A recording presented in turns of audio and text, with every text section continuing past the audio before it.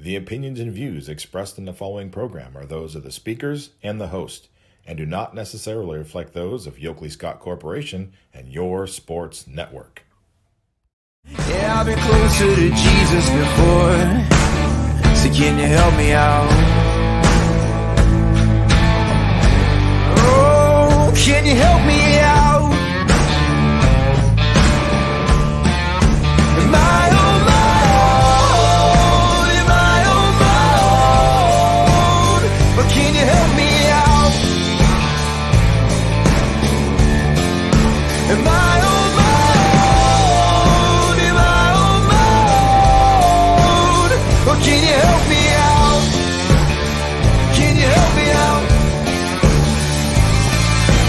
I've been scared to look in my soul.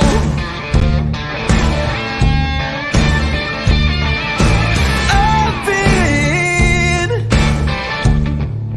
afraid I would follow the road. Yeah, afraid of the things I've been told.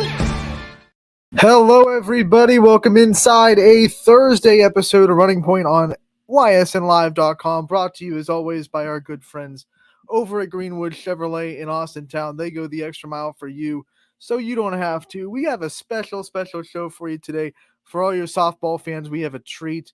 One of the legends of Ohio softball in her own right, statistically the best pitcher to ever come through the state of Ohio. Taryn Alvello has taken the time to join us today on the show. Gonna pop her in. Taryn, thank you so much for taking the time to join us today. I know it's been a whirlwind week for you, but we appreciate you taking some time to be with us today. Thank you for having me. I'm excited to be here. You got it. So we're having you on because obviously you represent the state of Ohio and everything you do. A Bloom Carroll alumni, and you played in 3 state championship games. You won one of them. You have a lot of Ohio State records that some of our girls are trying to chase down right now. So my first question for you is, when you look back on your high school career, and obviously you've accomplished so much since then, what are some things that still stick out to you and still hold cherishable memories about your high school career in Carroll?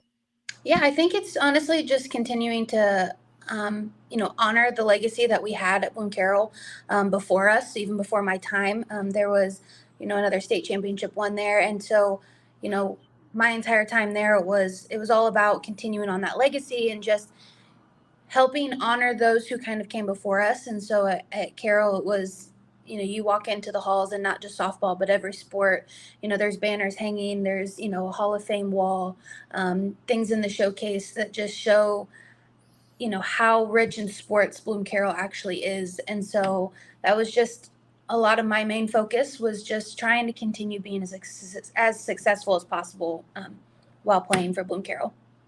You as an athlete had a lot of hype even before you even stepped on a high school field. You were already committed to Washington your freshman year. Everyone kind of knew who you were. What was it like going through your high school career with that kind of attention and that kind of presence where, everyone kind of knew who Taryn Alvello was before you even stepped on the field? Honestly, I felt like I didn't realize like the additional pressure that was on me until probably my junior year. My first 2 years, it was just fun. It was, at that time, the girls on the team were, awesome, and we just all got along. And I was able to kind of just play as Taryn that went to Bloom Carroll and didn't have to really think about anything else. As I got later into my career, is when that pressure started to set in, as I knew I was getting closer to leaving for school. And that just comes with being older. You start to play at higher level when you're playing travel ball.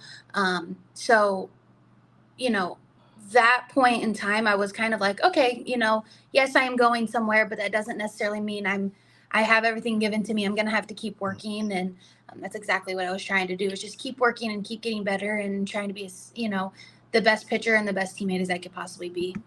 There's something special about high school sports and being a high school athlete. When you look back, is there anything special about that world of your career that you look back on and you miss a little bit about maybe the simplicity of just being a high school athlete?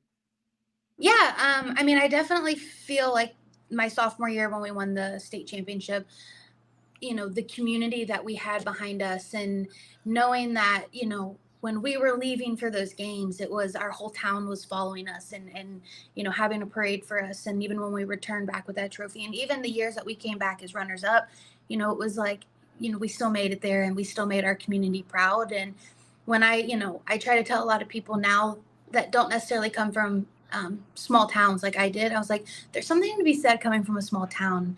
Everybody knows everybody, and everybody supports everyone, good and bad. And I think that's, a lot of my career highlighted that. And, you know, my sophomore year was, I say it was the highlight of my high school career. Was just everything was perfect that year.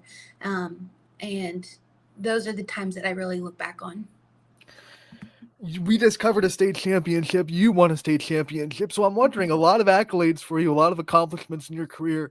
Where does that state championship rank among all the things that you've been able to do in your softball career?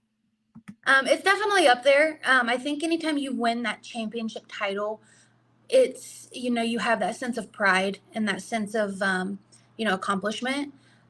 Definitely there's some ones that kind of overshadow it a little bit, but that's still, I mean, I still have the ring, I still have everything close to me, and I look at it quite often. And those are times that I sit and I tell my lessons about, I tell the girls that I coach, I'm like, listen, it starts from somewhere, and it can start in high school. You don't have to wait till college to start to be successful. And um, that's, it's a really good honor to look back on and to be like, hey, okay, I did that at least one time in my career in high school, and I was able to go to the state finals, throughout my entire career. So it was definitely, sophomore year, the championship year, it was awesome. You said it's small town, and a lot of athletes we cover up here, small town as well. What's so special for you about being able to represent a small town and to be able to play in a small town? I think it helps represent that small percentage of athletes that may get overlooked because, they don't play in a high populated area to where, a lot of people are going to gravitate towards. There's a lot of athletes that are just, some of the best athletes that come from the smallest of towns. And I think it's because there's, we don't have the outside stuff to really focus on. We're kind of, we focus more on our day-to-day life, and having that small town pride, I guess. You have people that, like I said, continue to support you. And um, that's huge. You're able to have, you know the resources you need kind of more at your disposal than rather than spread out. And so I think having not just myself, but I know, we had a couple greats in my graduating class, and the ones before us, and then even just in other small towns, you start to really see the celebrated athletes in those smaller towns. How much do you still feel the support of Carol, and how much do you get people reaching out to you? Even like now, you just signed with the Pride. How much do you still get people from that city reaching out to you and telling you how proud they are that you're representing that small town in Ohio? I do get it still. And actually, it's funny because a lot of the kids that were, young when I was there are now playing high school ball. And so, being able to kind of be, something that they're like, okay, we're going to try to get back there. We're going to keep pushing and working to get, back to that state championship level. And so, seeing parents reach out, hey, we watched you when you were at Bloom Carroll, and we've watched you your entire career, thank you for being an inspiration. And I'm like, hey, I just played, and that's all I can say is I really hope your kid just does what they love, and is able to keep playing and doing what they dream of. And so it's really cool to still see I get a couple people here and there that reach out to me, and so it's still a good feeling. I ask a lot of people about their recruitment process. Yours is very unique because you knew Washington was home almost from the jump when you saw them play in the World Series as a little Mhm. girl. So, what was it like going from Washington being a dream to being a tangible goal to then being a reality? What was that process like for you? Oh, it feels like a blur now. It feels like it was so long ago. But it was one of those things that I never really told myself it wasn't a possibility. And maybe I was a little delusional at some point to think that, but I saw them play in 2009. I saw them win that World Series. And then I actually was able to be out in Oklahoma City not even a week or so after.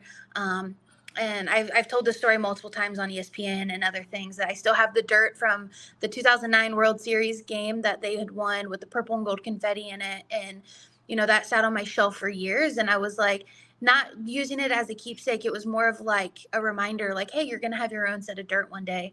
I got really close, fell a little short, but still got to play on that stage. And, through my entire career, I just kept telling myself it's a possibility and it's going to happen, and I want it to happen. And I think that just speaks on work ethic and kind of just realizing that there's sacrifices that need to be made along the way in order to achieve those goals, and being okay with those sacrifices. But definitely, my road wasn't easy to get there, especially my last couple years, but it was extremely worth it. And I wouldn't change a single thing about how my life has developed over the course of the last 10 years, I guess you could say, probably a little bit more. So, yeah, it's a good feeling. I like that you point out that it wasn't easy, because I think a lot of people probably see committing as a freshman and knowing where you're going as, oh, that's easy. I mean, she had it locked down. What were some of the adversities that you faced throughout this process, throughout trying to get there, throughout the high school career that you had to get past? And then how did you get past those adversities?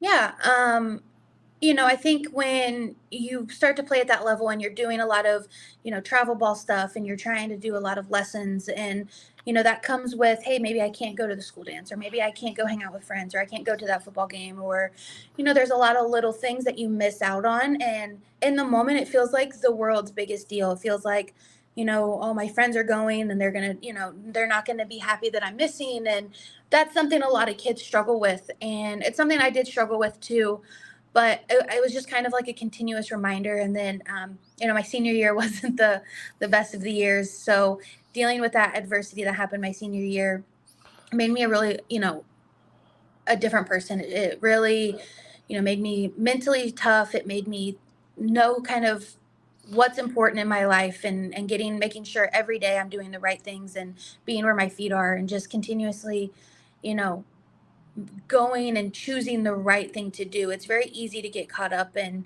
the people around you, and in little things that don't really matter in that moment, for the big picture. And so just understanding and sacrificing in the now sometimes can help you in the long run. Recruiting is a lot different now than it was for you. Kids can't commit until junior year. They have a Yeah. lot more time to think about it, mull it over. When you're talking to kids that are going through that, whether you're giving them coaching lessons or whatever it may be, what kind of advice do you give them about going through the recruitment process and trying to pick a spot to go? Stay patient. And I think also is, and it's weird for me to say because I did play at a big school, but I feel like now more than ever, with social media and with, you know, softball being as prominent as it is on TV nowadays, and the game continuing to grow, a lot of girls that I've seen now as a coach are, they put a lot of their worth into the game, and they make it to where, they feel that they're only valued for the school that they go to and the ranking of that school. And I constantly am reminding people that, hey, like, the big school isn't always a fit for everybody. And you have to also understand that even if you go to any division, any level, you're still playing the sport you love, and you're getting your education paid for no matter what level you play at.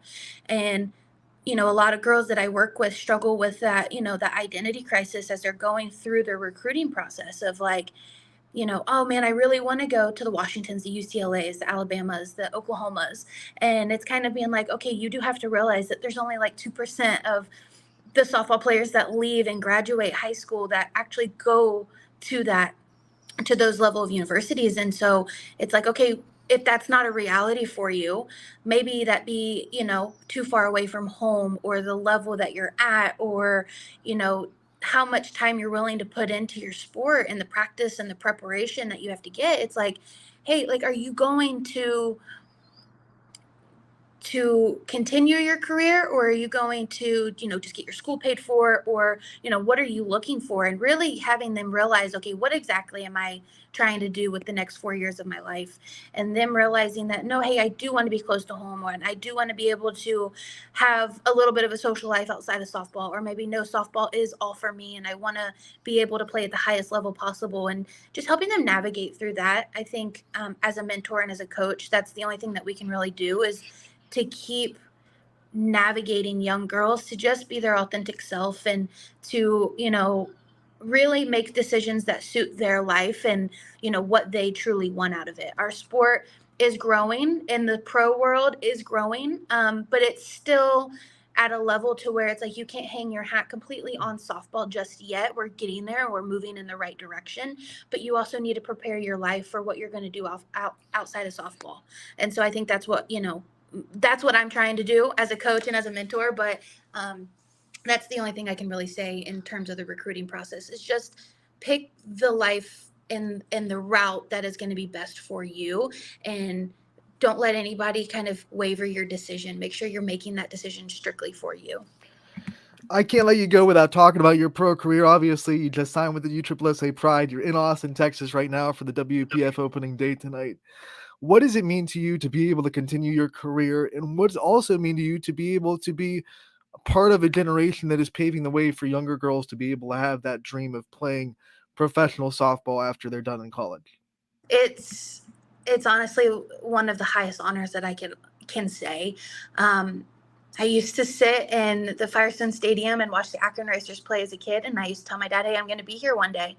And sadly, the Akron Racers are no longer part of the pro world. But being able to, you know, get drafted out of my senior year and to go and play my rookie year and win the Coles Cup with the Pride, and then play in Athletes Unlimited, and then now being back in the WPF and help starting the last year, really have this league take off, and being in this new WPF league and helping kind of create the new platform for what young girls that are just now going through 10 and 12U ball and just getting their careers started, having them have something to really look forward to when they're older is it gives me chills to think about, and to know that at one point I was that little girl, and the game is so much different now. What we're doing, and the path that's being paved is amazing. Taryn, I appreciate your time coming on with us to talk about your career in Ohio, your career now. You're making the whole state of Ohio proud, not just the little town of Carroll. We're all proud to call you an Ohioan. Thank you so much for being just an impact on our sport that we love, and we wish you the best of luck in the WPF tonight and the rest of the season. And we can't wait to talk to you real soon. Thank you again.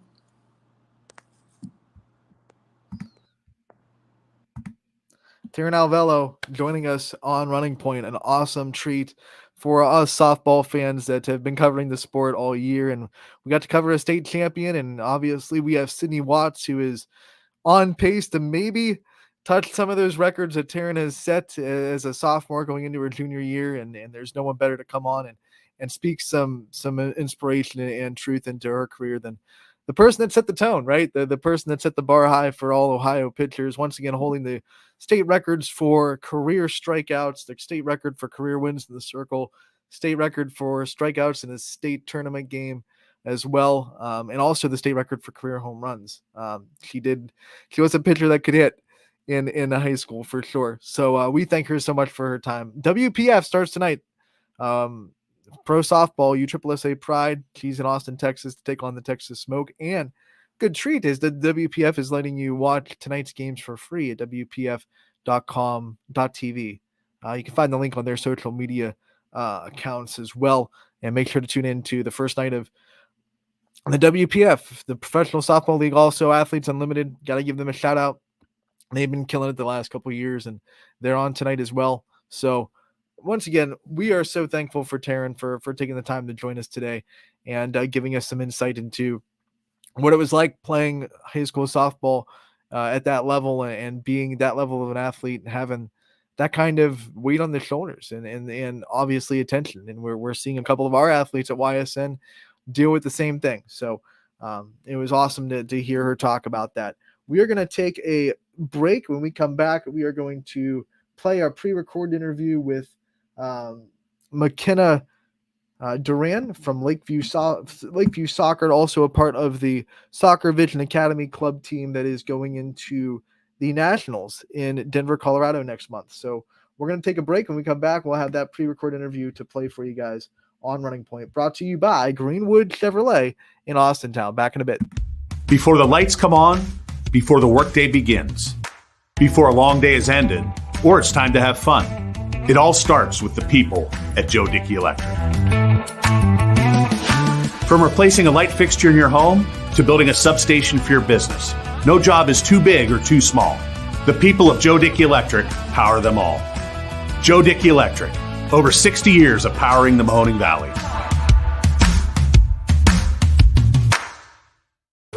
Why choose local? Because you live here, work here, learn here, relax here, and celebrate here. 21 WFMJ is our Valley's only locally owned TV station, and our focus is local. Other TV stations don't have that same focus, as their owners are somewhere else. But 21 WFMJ is rooted in the Valley. Local people making decisions that affect your life, right here where you live. You're looking to your future, preparing for your goals, and they're closer than you think. Because here, success is part of the plan. It's a place where academic and social opportunities are meant to prepare you for life, not just the next 4 years. You'll be equipped to face new challenges and turn hard work into a career. You're ready for your success to take root. And here's where it starts. We are Youngstown State University, and proud. Hi, this is Tommy Clem, owner of WRS Insurance Solutions. WRS Insurance Solutions is a local independent agency that specializes in life, Medicare, long-term care, and disability products. Call us at 330-953-3722 or visit us at wrsinsuranceSolutions.com to learn more. Good luck to all the student athletes in the Valley. Welcome back to Running Point on ysnlive.com. As always, brought to you by Greenwood Chevrolet in Austintown. They go the extra mile for you. We try to do the same here on this show every single day, and we thank them for their constant support of everything that we're able to do. We had a special guest join us early on the show, in Taryn Alvello, the Ohio native that played at Bloom Carroll for softball, won a state championship, holds a bunch of state records in softball, now playing professionally with the USSSA Pride.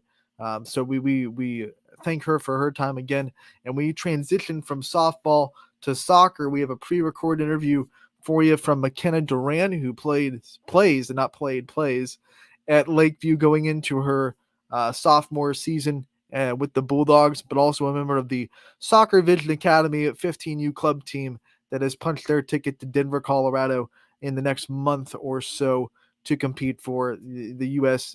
Club Nationals. And we're so proud of that team. They have a roster that is nothing but YSN teams on it, and we wanted to shine a light on them. So we already talked to Greg Mitchell, their head coach. You already heard from Annabelle Humphrey, one of their other players from Lakeview, and now you're going to hear from McKenna Duran, also from Lakeview High School Soccer, and from Soccer Vision Academy. So here's the interview with her for you on Running Point. Anthony Hartwig here with another player profile on the soccer field, and we have a very special guest with us today. It is McKenna Duran from Lakeview High School. You'll see her in the fall, but also Soccer Vision Academy is why we have her on here today. They are going to the U.S. Soccer Club Nationals in Denver, Colorado. McKenna, thank you so much for taking the time to join us today. Hi. One of the things I want to ask, first of all, is this: how special is it to you that this club team, I know they've gotten to regionals a couple times, but the first time that they're getting into Denver, Colorado, into the U.S. Nationals, I mean, how cool is it for you to go through all this and to be able to celebrate this moment with all your teammates? It's really special because we've been working for this for the longest time, and just all the losses and wins that we had to do to get up to this point, it's so amazing to get to this point and be able to go. One of the things that is so cool, I mean, when your coach was reading down your roster, I mean, everyone on this team is young. It's a 15U team. Yeah. The oldest players are going into their sophomore year. You have some players that are going into their freshman year now. But you've already played in so many big moments, whether it's at Lakeview going into a deep tournament run or now in this club team playing in regionals and playing in the state cup. What's it like to go through all these kind of big moments, high stress games, and to be able to see yourself and your teammates kind of shine brightly on the big stage? It's definitely stressful, like getting through it, but once you're like started throughout the game, it always takes us like 10 minutes to get like into the game, but it's all how far we come throughout the whole entire game. Have you gotten, I want to say, used to the big moments by now? I mean, does do the games still make you nervous, or are you someone that have gotten kind of used to the high stress situations? The games definitely do make me nervous before, and I feel like it also takes me a lot of time to like get into it and get used to the game. But once the game starts going, I'm fine and I'm ready to compete. What made you more nervous? Were it the big regional tournament games in the high school season that you played in, or was it the like the regionals or the state cup games and the travel and the club soccer games you played in? Which ones were more high stress for you? It definitely evens out, but I feel like for SVA, definitely the finals to get to this point, it was really stressful, but it really does even out. For high school, I was also really stressed before the games. How much has club and these games that you've played in, these high level games and the competition you have to play in and play with, how much does that prepare you for high school and what you see in your high school season and in the area and in the region as well? It prepares me a lot for high school because there's like such great teams around our whole entire country that we play. And I feel like how good they are and then we play them, it just really prepares me for high school because it's fast and they have all these skills. And going into high school, you're just ready and ready for the older people and younger people that also play. Even off if they don't play, there's still a lot of people that are really good and it really prepares me. How confident does a run like this make you heading into the high school season as an underclassman, but still a leader of that soccer team? How confident in your abilities does it make you to have a run like this before high school season even starts? I feel confident going into this because I feel like playing these teams that are so good are going to really prepare me for like going into high school and all these other teams that are good. And also for our team, it's going to prepare them for there's like freshmen that are going into high school and this is just going to help them get ready and be prepared. I like that you bring up the freshmen that are going into high school. What kind of advice did you give to them? Obviously, you've been there before as well. So what kind of advice did you give to the players on your team that are going into their freshman year of high school? I feel like they just need to be ready for how tough and aggressive these older people are going to be on them. And it's so much different than club, I feel like. And I just feel like they just need the advice to be mentally and physically prepared for it. Let's talk about your soccer journey. Obviously, to put as much time into the sport as you do, you got to love the sport. You got to love what you're doing. So, when did you start soccer and when did you kind of start to see yourself falling in love with the sport?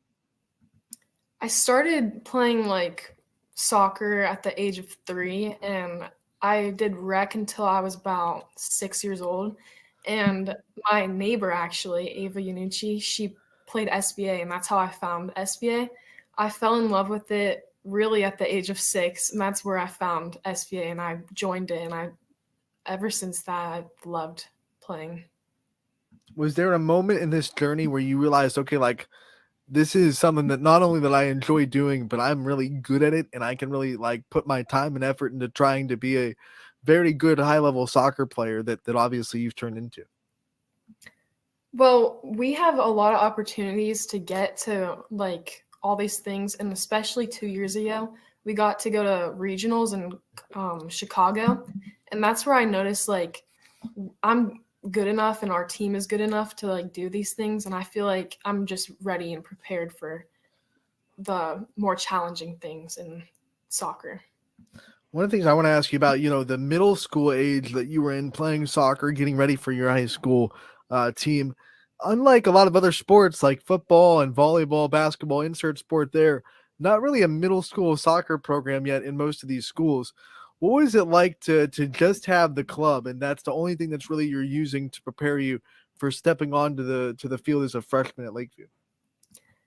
I feel like it was definitely different. Like club is it's not that much different than high school, but it was just weird to not be able to like play against the other people outside of club. I feel like if I got the opportunity to play in middle school, like with the other high schooler, like going into high school people, I feel like that would have been a good asset for us, and it would have been like good to go into high school for. One of the things that I always imagined is different is like when you're a middle school basketball player, let's say, you're playing against all these other teams. So when they become freshmen and you become freshmen with them and schools across the area, you still know what you're getting into with them. Like, you know, the schools in front of you, you know what they're about. But with soccer, and I don't know how many players that you've played against in seventh and eighth grade that were also playing on other area teams. When you got into a freshman and you started playing the teams like maybe the South Ranges, the Polands, the Niles, insert team there. What was it like to kind of try to scout them, get to know them, get a feel for what they like to do and things like that? I feel like it was easier to do this because there's so many like people around my area that are joining, and I feel like just watching them at practice and stuff, I feel like it was easier to like get a hand of what they have to bring. Your team is full of just local talent. It's all YSN teams that are represented on your roster. What's it like to look around your team and see that, this club team doesn't have to pull from outside the area to be good, and the soccer level of this area is getting so high? What's that like for you just as a player and as a fan of soccer to see so many programs have high talent players coming through it? It's really amazing how many people around my area are like so good at soccer, and the way that we just have like local people that are able to play, it's just amazing because there's other like clubs that have to pull people from all around the place, and I feel like the way that we have people around us that are coming to play with us and are so good, it's just amazing. I asked Annabelle about playing with all these players that you're probably going to be playing against in the high school season, whether they be in the NE8 or outside of your conference. What's that like to play against teammates? It's definitely challenging playing against them because obviously they're really good at soccer and they know some skills that you can do and they've been through everything with you. But it's also fun because it's like your teammates playing against you, but they're also not your teammates off club. So it's fun and like very challenging for you. Any friendly jabs that go across when you're playing against a teammate? Any like friendly trash talk or anything like that? That's like, hey, we're gonna beat you this time around, or anything like that that goes on between you and your teammates when it's high school season? Yeah, we're definitely more aggressive against each other because we want to win and like it's more competitive, but we're always friendly to each other and it's always a good competition and we're always ready to compete against each other. But I also asked Annabelle this. You do have her on the team, and you are able to play so much soccer with her at Lakeview and in club. What's it like to build obviously such a strong bond with her and to be able to play so much soccer with one of your teammates? Well, I really enjoyed playing soccer with Annabelle, and just being able to have the opportunity to also play club with her is really amazing because she's one of my best friends, and I don't know, I just love playing with her. It's a good opportunity for us to get better together. Who are some of your role models that you have in life? People that maybe if there's a low point or you're having a bad day, you can always go to for inspiration or to give yourself a little lift up. Well, definitely Annabelle because she is always there to make me happy and make me laugh because she's always been there for me, but she's always like giving me something to laugh about. And yeah. Let's get to know you a little bit off the field.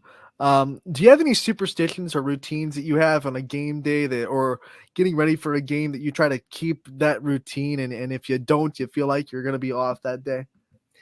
I definitely do some things. I like to eat healthier like the day before and the day of, and I drink a lot of water before, so then I can always like be prepared and hydrated. But I always have some type of energy drink with me, and I'm always like ready. I always have to drink those. It's just Now, yeah.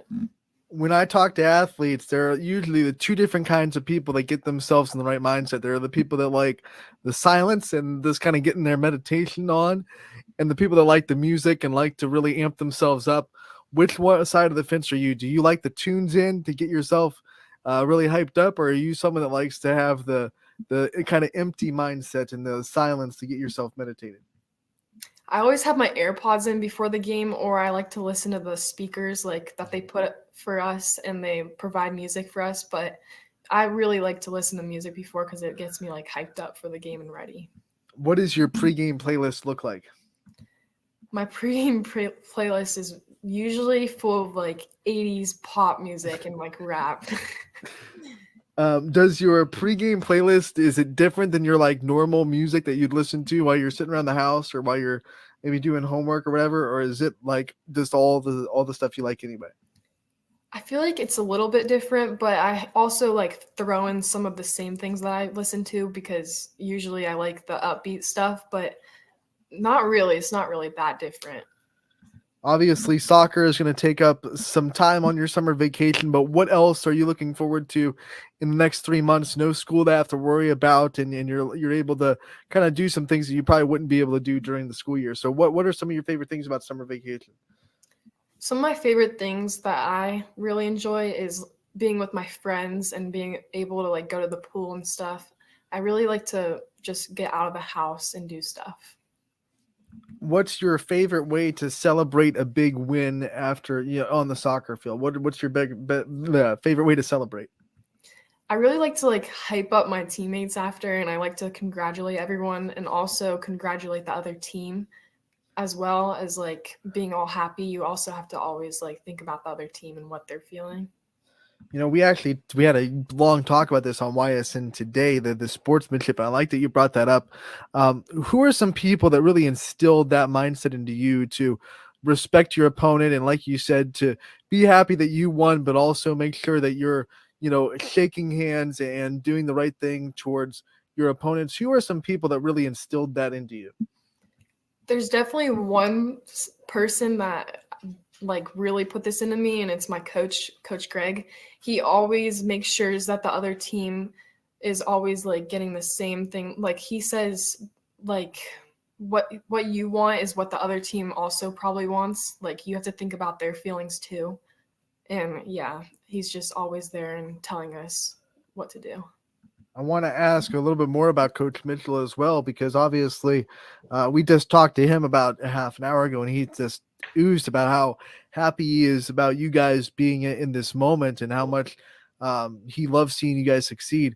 From your perspective, what's it been like to be coached by him and to have him teach you so much, not just about soccer, but I'm sure he's taught you a lot about yourself as well? He's amazing. He's an amazing coach, and I've just loved getting coached by him since I was 6 years old, really. He's taught me so many skills, and he's made my mindset so much better about on and off the field, and he's taught me a lot of things, and it prepared me for high school a lot. All right, McKenna, before we let you go, I want to give you the chance to kind of give shout outs to people that are in your corner and support you, and the people that you wouldn't be where you are in life without. So I want to give you the time to kind of give them their flowers and shine the light on those people in your life.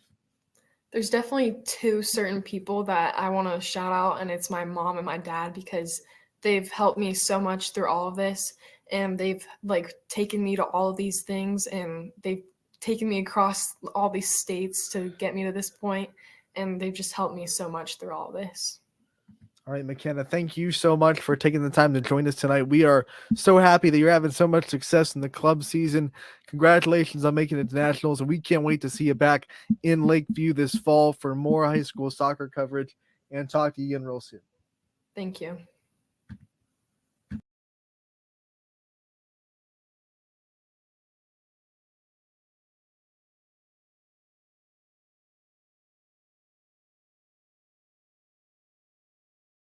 Rookie mistake, had myself muted. That's a Thursday air, but that was McKenna Duran with Lakeview and Soccer Vision Academy joining us a little bit earlier to do that wonderful interview. And once again, we congratulate Soccer Vision Academy on making it to nationals for the U.S. Club Nationals in Denver, Colorado. Can't wait to see how they do a little bit later on in the summer, and obviously we can't wait to see all those players come on to the high school soccer field and make us all proud and make their communities proud. Our soccer coverage grew a lot last season, and we hope it grows even more this season as well. We have some Class B baseball to talk about from last night. I'm going to bring up the screen. 18U is in action, and we saw the Prospects taking one against Dura Edge, 12-2, the final score here. Prospects, a lot of offense in this game, and you look at their bats and you can really tell how they were able to get so much offense. 3 RBI, from a great day from Matt Rose. 3 for 3 with 3 RBIs and a run scored. That's a perfect day at the plate for him. Robert Gamino was also perfect. 2 for 2, 2 walks, 2 runs scored, and 1 RBI. Just an RBI short of that scoreboard Yahtzee that we like to look for here at YSN. He'll take the 4 of a kind, though. We have some other big bats in the Prospects, particularly Avery Malley going 1 for 3 with 2 RBIs as the bats were alive. But the pitching was not to be overshadowed. Gamino talked about his big day at the plate. He also pitched pretty well, got the win. Went 4 innings, gave up just a 1 earned run, 4 hits, struck out 2. So a good day for him on the mound and at the plate for the Prospects. Let's go into the other games and back to the day's schedule. We had Eagleware taking on Ballistic, and Ballistic was able to come out with a win. Eagleware putting up a little bit of a fight, but Ballistic 4 runs in the 6th inning did it for them. Then 3 runs back in the 5th. They didn't need the 3 runs did it because it was tied at 4 to tie, and then 3 runs to win it. Excuse me. Big day for Ballistic from both Boyd Kurtz and Colin Crawford. They both had 2 RBIs on 1 for 3 days with a run scored. Multiple hits for Ian Wong. He went 2 for 3 with 2 runs scored, so a good day for him at the plate. Pitching-wise, it was Crawford who got the win. 5 innings pitched, gave up 4 earned runs on 7 hits, but he did strike out 10, and that's a big way to get out of some trouble when you can even out some of your hits given up with strikeouts. We've seen a couple of pitchers already this Class B season be able to do that. Give up a handful of hits like you're going to do against these teams with stacked lineups, but then match it with a high strikeout total to even that out. We saw big offense from the Prospects. We saw a lot of offense in this game. Whiting beating Creekside 15-12. Final score there. And you look at the bats. I mean, look at this. 6 runs in the first, 2 runs in the second. It's 8-0 Whiting to jump. And then it's eventually, 15-1. And then look at Creekside saying 15-1. No bother at all. We're going to storm right back. 8 runs in the 5th, 3 runs in the 6th. They almost came all the way back, but they just fell a little bit short, 15-12. That would have been the best comeback I've ever seen in my life if you were down 15-1 after 4 innings and you still came back to win. But Creekside falls a little bit short, 15-12. Whiting gets the win. Big day at the plate for Whiting's Hunter Lively. He went 2 for 3 with a run scored, a walk, and a trio of RBIs there for him. 2 RBI days from multiple people. Aiden Leindecker, who we know so well, had such a good season last year for Whiting, and he's making his name known again. 2 RBIs as well from Nick Parado. He went 2 for 3 with 2 runs scored, and then 3 RBI day from Mike Del Duca. He went 2 for 3 with 2 runs scored and the 3 RBIs there. So a big, big day at the plate for Whiting, but we can't overlook Creekside's big day either. 4 RBIs from Ray Altmaier on a 3 for 5 day. He scored a run as well. Then you had 2 RBIs from Jason Nutridge, who went 2 for 4 with 2 runs scored. Big day at the plate. Perfect day at the plate for Braden D'Angelo. He went 2 for 2 with a run scored as well. And then an RBIs here at the bottom on a perfect day, 3 for 3 from Tyler Milliken from West Branch. And he scored 2 runs, walked once, and had the 1 RBI. So a lot of big bats in this game, but Whiting's able to hold on to their 15-run run lead. They almost saw it all evaporate, but 15-12, Whiting gets the win over Creekside.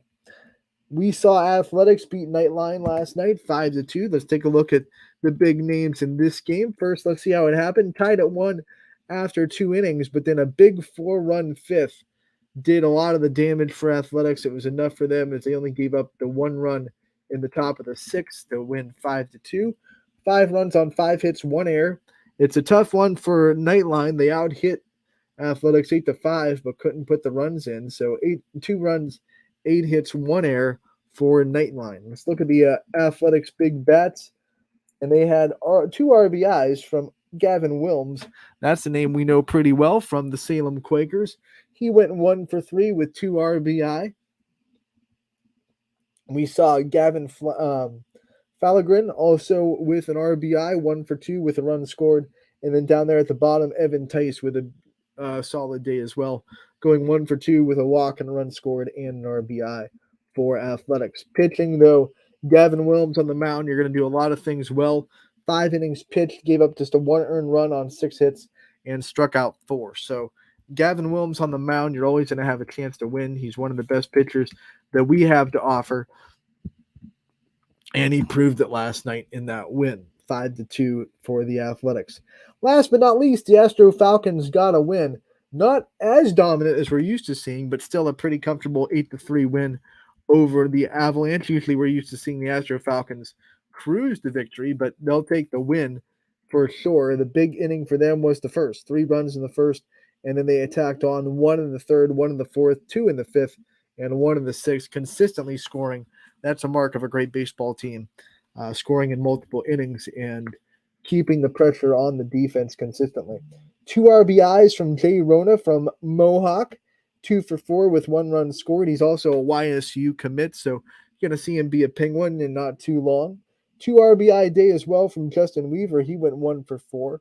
And then you had an RBI from Ben Kern, and as well as one from Jacob McGuire. McGuire, a perfect day at the plate, doing it a lot with the walks. 3 drawn walks in the day with a 1-for-1 day with a run scored. So a big disciplined day at the plate for McGuire. Pitching-wise, Colton Rourke did some work, but the win went to Luke McCoy. He threw 5 innings, gave up 2 earned runs on 4 hits, and he struck out 5. So a big day for both those pitchers as they kept the Avalanche pretty much at bay, and an 8-3 win for the Astro Falcons. Let's look at the standings after all those scores and see where 18U sits. Astro Falcons are still going to be undefeated at 12-0, and they still have that nice little 2.5 game lead over Whiting, sitting at 10-3. Ballistic 9-3. Remember, they lost a game to Rain, so they're 1 game behind everybody else, but they're still sitting there with 3 losses. Then behind them, it's a big drop-off as the Athletics 7-6, Prospect 6-7, Nightline 4-7, Creekside 4-8, Avalanche 4-9, Dirt Edge 3-9, and then Eagleware comes in at 2-11.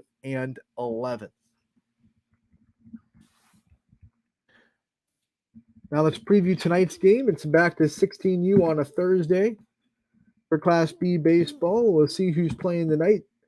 And it is going to be Creekside Fitness versus Nightline on Scene 3 to kick off the night at 5:30. And then you're going to have Whiting against the Prospects at 5:45. And then last but not least, in that early slate, Avalanche will be taking on Ballistic on Scene 2. Then on Scene 3 for Game 2 of the night on that field, Astro Falcons against Dura Edge.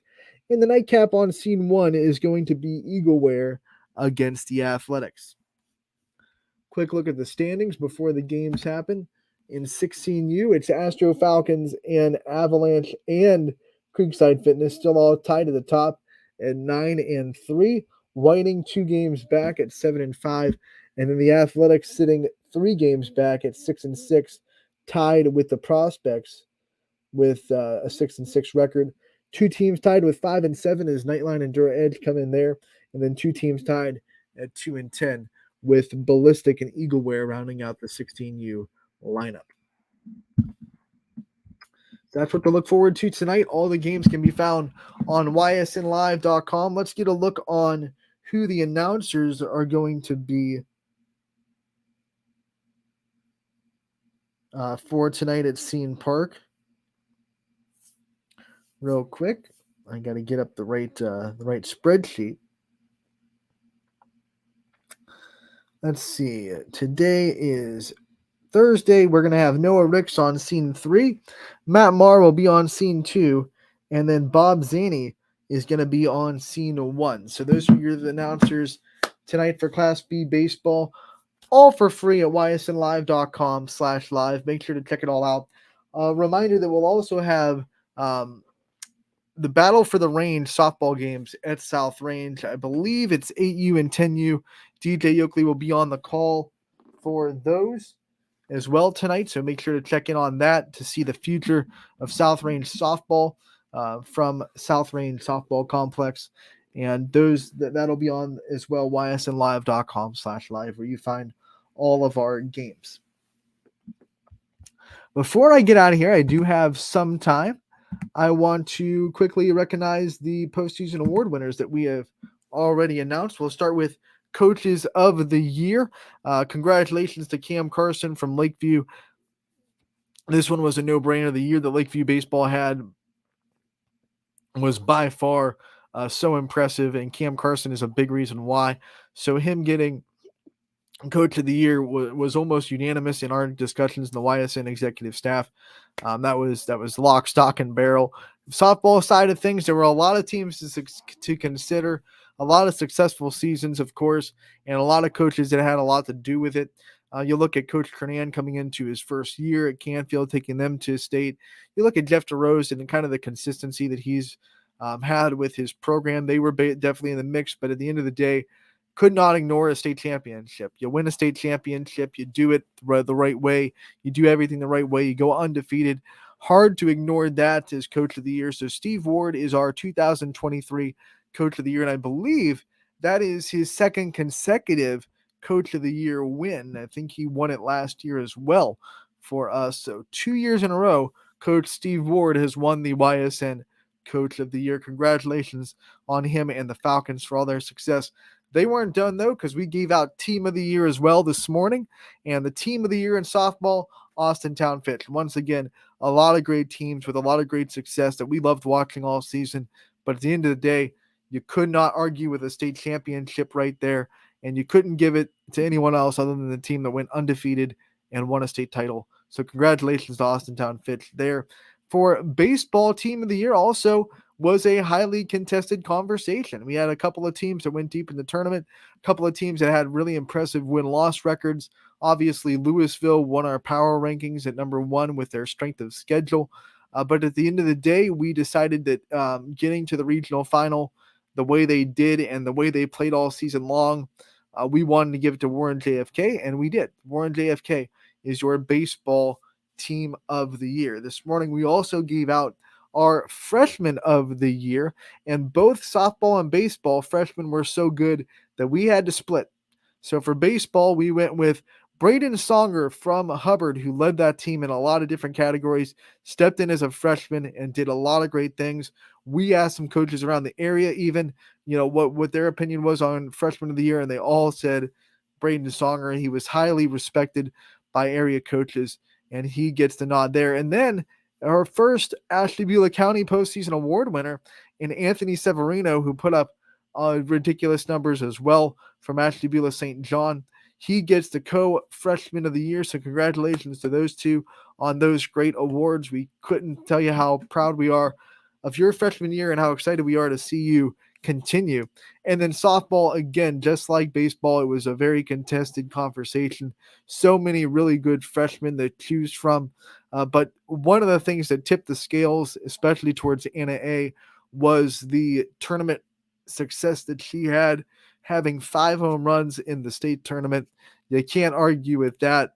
To be able to step up as a freshman and do that is incredible. And then Jenna Treveri obviously gets it from Canfield, leading the team in batting average That's hard to do in a Canfield lineup that is so stacked with on-base percentage and average.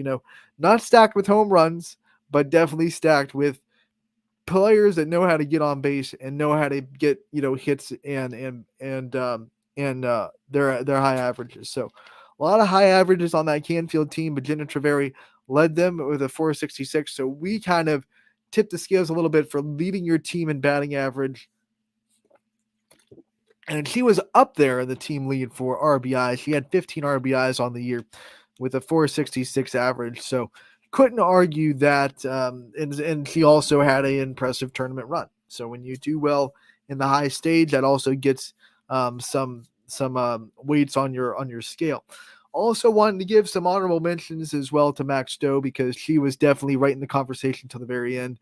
And statistically, probably the best when you look at the regular season. Like I said, there were some other things that tipped the scales in the Anna A and Jenna Treveri, but Max Stowe, we saw you.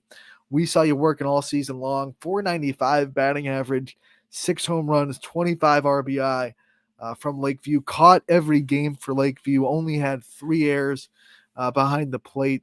So she did an amazing job as a freshman. It's hard to step into a catcher position as a freshman and handle the pitching staff that Lakeview had. They threw 3 different pitchers pretty consistently. So you have to be able to manage every single arm, whether it be Eisenberg or Bacon or Chadwick, and Max Stowe did an incredible job. We saw you. We definitely had you in the conversation. And I think these players are going to be battling for postseason awards as we go down to the rest of their career. They still have 3 more years to shine on YSN and at their respective schools. You can see Max Stowe and Jenna Treveri both in the All-Star game. They will both be there. They both confirmed their spot. June 28th, want to remind everybody while we're here, June 28th will be the softball game at YSU Softball Complex, and June 24th at Bobsine Park will be the baseball All-Star game. We're still feverishly putting together rosters. Are growing every minute. We're getting confirmations. We actually got a confirmation earlier in the show, so we're getting confirmations where we're building a roster. We should have one out hopefully next week, and then we'll go from there. And we can't wait to see everybody down in the All-Star game.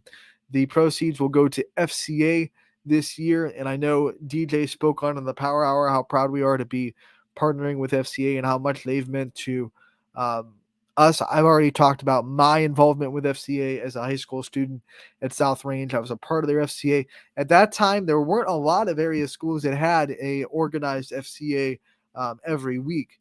And I was proud to go to a school that let that happen. And I spoke multiple times with messages at FCA.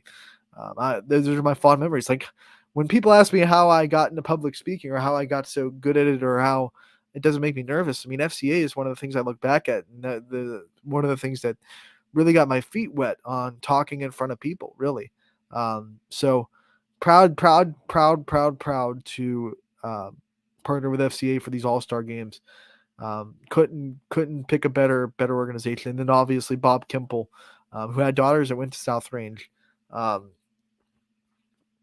big part of what FCA does in our area, and a big part of YSN. So I think we hit a home run, pun intended, with that sponsorship, with the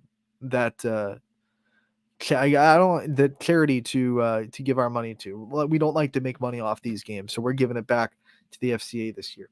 That'll do it for today's show. We want to congratulate, like I said, all of the postseason award winners that we mentioned. Stay tuned, because as the week goes on, we're going to announce our offensive players of the year, our defensive players of the year, our pitchers of the year, and also, of course, our baseball and softball MVPs. You don't want to miss those announcements.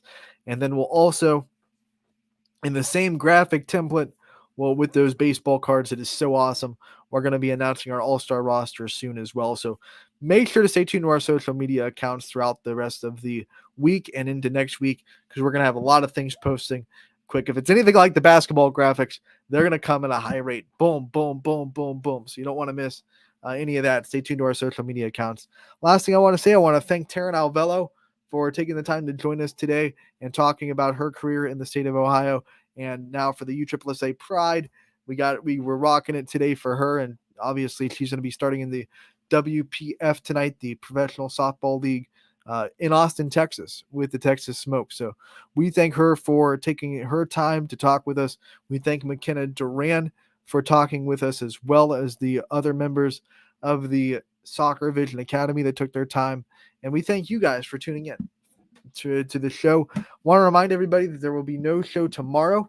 I will be on the road with the Steel Valley Storm as we head to Sheer Madness in North Ridgeville. So no show tomorrow, but we will be back on Monday from 1 to 2 on Running Point, brought to you by Greenwood Chevrolet.